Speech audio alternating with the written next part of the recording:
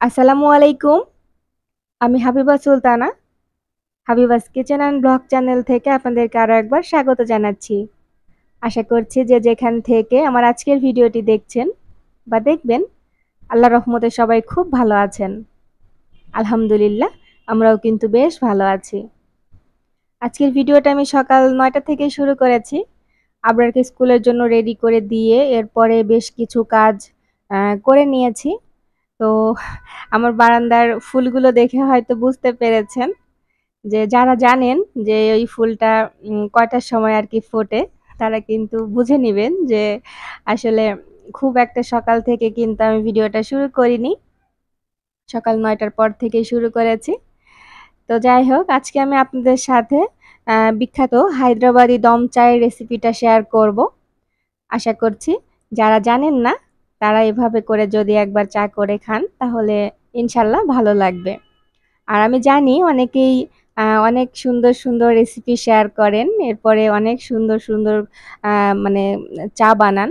অনেকের হাতের চা অনেক মজা হয়। কালারটাও কিন্তু দেখতে খুব ভালো হয়। তো আমি যেভাবে যতটুকু পারি আপনাদের সাথে সেভাবে করে শেয়ার করার চেষ্টা করছি। আশা করছি আমার আজকের ভিডিওটি আপনাদের কাছে একটু হলেও ভালো লাগবে। তবে কতটুকু ভালো লাগবে না লাগবে এটা তো বলতে পারছি না। আপনাদের কাছে যদি ভালো লাগে, আদৌ যদি ভালো লাগে, তাহলে প্লিজ একটা লাইক দিতে ভুলবেন না।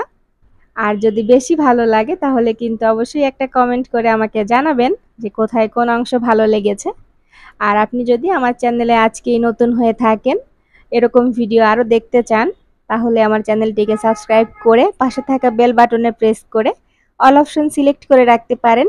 এতে করে আমি যখনই নতুন কোনো ভিডিও আপলোড করব, আপনার ফোনে নোটিফিকেশন চলে যাবে। আপনি আপনার সময় সুযোগ বুঝে দেখে নিতে পারবেন।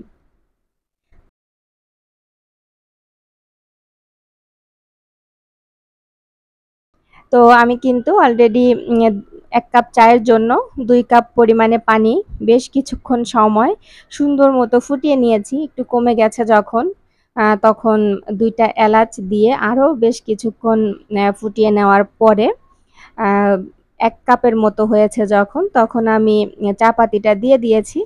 তো চা পাতাটা যখন আরকি খুব সুন্দর মতো মানে কালার বেরিয়ে এসেছে, অনেক সুন্দর একটা রং হয়েছে।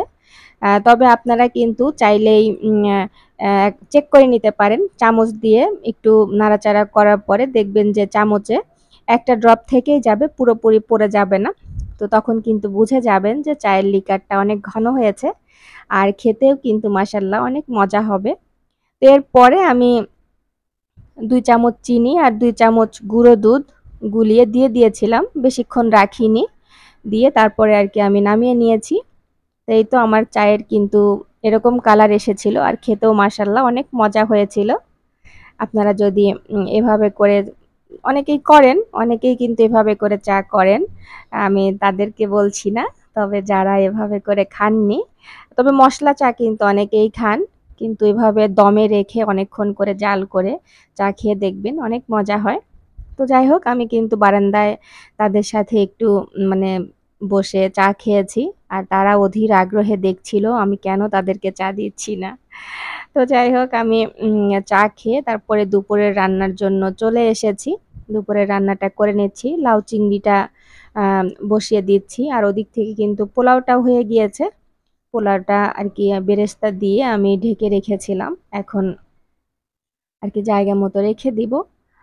তো এই তো পোলাওটাও হয়ে গিয়েছে।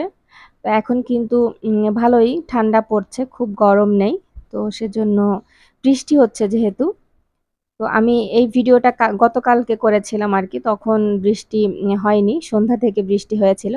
আর আজকে যখন ভয়েস ওভার করছি, আজকে কিন্তু ঝুম বৃষ্টি হচ্ছে, খুব বৃষ্টি হচ্ছে। তো যাই হোক, এই তো এখানে আমি একটু আলু দিয়ে গরুর মাংসটাও রান্না করে নিয়েছিলাম। আর হচ্ছে বেগুন ভাজা করেছিলাম। তো জানি না এতক্ষণ পর্যন্ত আমার ভিডিওর সাথে কে বা কারা আছেন, নাকি চলে গিয়েছেন। কারণ আমি যেহেতু অনেক কথা বলছি, হয়তো অনেকেই বিরক্ত হয়ে চলে গিয়েছেন। আর যারা আছেন ধৈর্য সহকারে আমার ভিডিওটিকে ভালোবেসে এখনো পর্যন্ত আছেন, তাদেরকে অসংখ্য, অসংখ্য ধন্যবাদ। তো আশা করছি সবসময় আমাকে এভাবে করে সাপোর্ট করবেন আর ভিডিওর শেষ পর্যন্তই দেখে আমাকে একটা কমেন্ট করে যাবেন। তো যাই হোক আমি এখানে গরুর মাংসটাকে একটু আ একটা বাটিতে বেড়ে নিচ্ছি। আবরারের ক্ষুধা লেগে গিয়েছে। তো সেই কিন্তু বাটিটা নিয়ে গেল তাড়াহুড়ো করে। তো সালাদ যখন কাটবো আমার কিন্তু একটা সমস্যা হয়। জানি না কার এরকম হয়। আমি শসা, লেবু, টমেটো সবকিছু ফ্রিজে থাকে। কিন্তু যখন খাবার সময় তখন কিন্তু আমি এগুলো কাটতে সবসময়ই ভুলে যাই। যখন পোলাও মাংসটা করা হয় তখন একটু খেয়াল করে আবরার মনে করে দেয় যে, "মা শসা তো কাটোনি।" কারণ পোলাও বা বিরিয়ানির সাথে তার শসাটা খুব পছন্দ। আর লেবু আমার, লেবুটা যদি না হয় আমি পোলাও বা বিরিয়ানি খেতেই পারি না। আর যখন নরমাল এমনিতেই খাবার-দাবার হয় তখন কিন্তু আর মনে থাকে না। তো এই তো দেখতে পাচ্ছেন সে কতগুলো শসা নিয়েছে প্লেটে। একদম গুছিয়ে নিয়ে বসেছে। আর মেয়েটা যেহেতু অসুস্থ ছিল, বেশ জ্বর ছিল। এখন একটু মানে কমেছে আরকি। আলহামদুলিল্লাহ অনেকটাই আগের থেকে ভালো আছে। তো সবাই দোয়া করবেন আমার ছেলে-মেয়ের জন্য। তারা যেন সবসময় সুস্থ থাকে, ভালো মনের মানুষ হয়। আ আমরা সবাই মিলে খাবারটা খেয়ে নিচ্ছিলাম। আসলে বাসায় গেস্ট ছিল সেজন্যই আরকি রান্না-বাড়া করা। আ আমি আর তাদেরকে ক্যামেরার সামনে আনিনি। কারণ সবাই কিন্তু ক্যামেরার সামনে আসতে আরকি পছন্দ করে না আরকি আনইজি ফিল করে। তো সেজন্য আরকি আনিনি। তো আ আপনারা যদি এখনো পর্যন্ত আমার ভিডিওর সাথে থেকে থাকেন, আ আপনাদেরকে অসংখ্য ধন্যবাদ। তো সন্ধ্যার পরে আবরারের বাবা কিছু ফল নিয়ে এসেছিল। আ বুড়ি যেহেতু অসুস্থ, সে কিন্তু কোনো কিছুই সেভাবে খেতে চাইছে না। তো সেজন্যই আরকি তার পছন্দের যে জিনিসগুলো সেগুলোই নিয়ে এসেছে। আ লিচু দেখা গিয়েছে যে একসাথে ২ টা ৩ টা করে লিচু খেত যখন আরকি সুস্থ ছিল।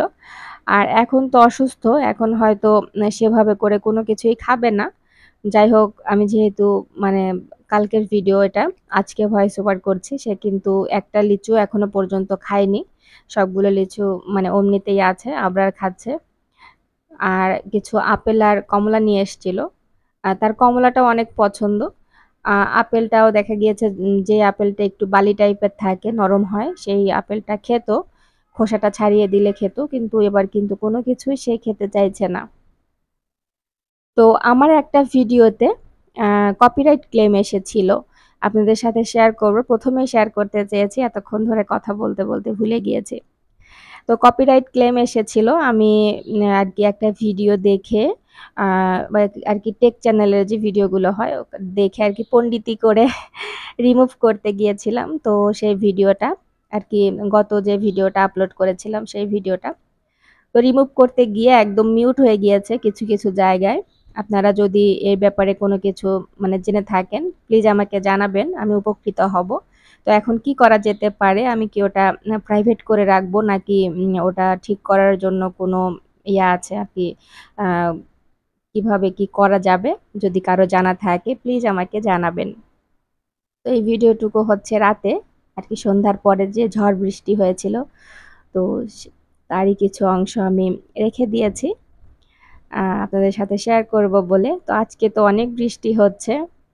আ আজকে আর সেভাবে করে ভিডিও করা হয়নি। তবে কালকে কিন্তু প্রচণ্ড বজ্রপাত ছিল আর আ ঝড় বৃষ্টি।